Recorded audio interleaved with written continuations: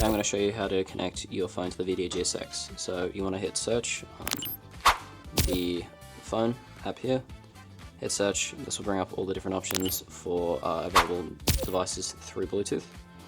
Just want to let it search, and if you can see your particular device there, you want to just select that device, select it on the phone as well.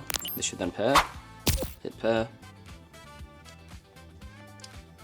It will connect from there.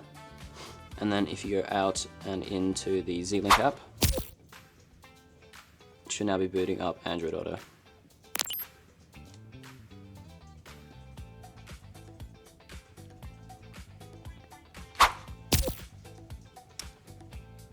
As you can see, Android Auto is now connected.